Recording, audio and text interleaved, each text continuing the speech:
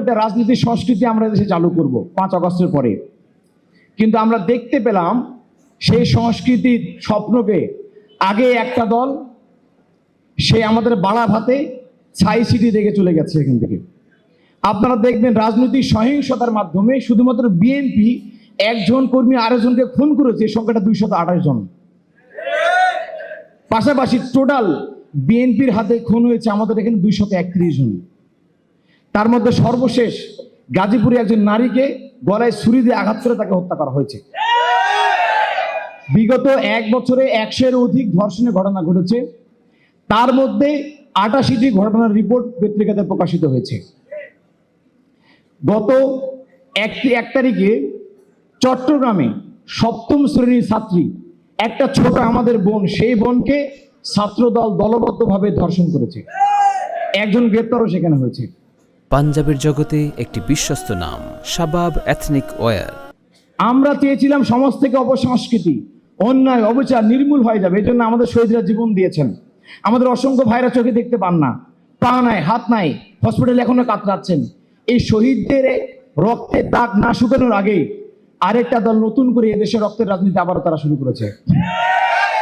আপনারা দেখবেন রাজনৈতিক প্রতিপক্ষ একজন নাগরিককে তার রাষ্ট্র নির্বাচনে প্রচারণা করা, নির্বাচনে কাজ করা, প্রার্থিতা করার অধিকার সংবিধান আমাকে দিয়েছে, রাষ্ট্র আমাকে দিয়েছে। কিন্তু এই কাজ করতে গেলে এই কদমতলীতে আপনাদের পুরান ঢাকায় একজন নারীর মাথায় ধারালো অস্ত্র দিয়ে আঘাত করা হয়েছে। লক্ষ্মীপুরে গর্ভবতী নারীর পেটে লাথি মারা হয়েছে। শুধু তাই না, এই প্রচারণা করার জন্য আমাদের নারীদের হিজাব ধরে টান মারা হচ্ছে। এবং তারা বলছেন যারা নিকাব করে নাকি এই কাজগুলো করে এটা নাকি বেশ্যা বিশ্বের পোশাক।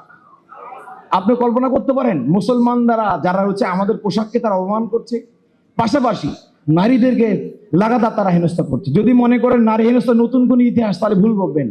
বিএনপির সাথে নারী হেনস্থার ঐতিহাসিক সম্পর্ক রয়েছে, আমরা আগেই বলেছি এটা।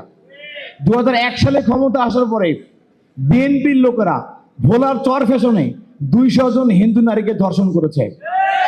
গোবিন্দচন্দ্র প্রামাণিক হিন্দু মহাজনের মহাসচিব, তিনি বলেছেন যে আমি বিএনপির কাছে বিচার চেয়েও 2001 সালে আমি কোনো বিচার পাই নাই। আপনি চিন্তা করতে পারবেন না এই দেশকে যে যারা স্বপ্ন দেখে, এই দেশকে তারা মানুষকে নিরাপত্তা প্রদান করবে, যারা বড় বড় গল্প করে, যারা নতুন নতুন ফতুয়া দেয়, যারা মুফতি হয়ে দেশে এসেছেন, তাদের কাছে আমাদের জিজ্ঞাসা, যদি আপনারা এই সমস্ত অপকর্ম বন্ধ না করতে পারেন তাহলে আপনারা কেমন করে প্রত্যাশা করেন যে যুবকরা আপনার জন্য কাজ করবে? সম্মানিত ভাই, আমরা সিদ্ধান্ত নিয়েছি 4 কোটি তরুণ ভোটার আমরা, 6 কোটি নারী ভোটার, 1 কোটি আমাদের প্রবাসী রয়েছেন। আপনারা দেখবেন প্রবাসীদের মধ্যে একটা বড় সংখ্যক মানুষ এই চাঁদাবাজি, এই নারী হেনস্থা, এই ধর্ষণ, এই দুর্নীতিগ্রস্ত দলকে ভোট প্রদান করে নাই।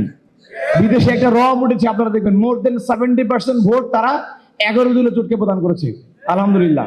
এবং আমরা তরুণরা 100% ভোট আমরা 11 দলীয় জোটকে দিব ইনশাআল্লাহ।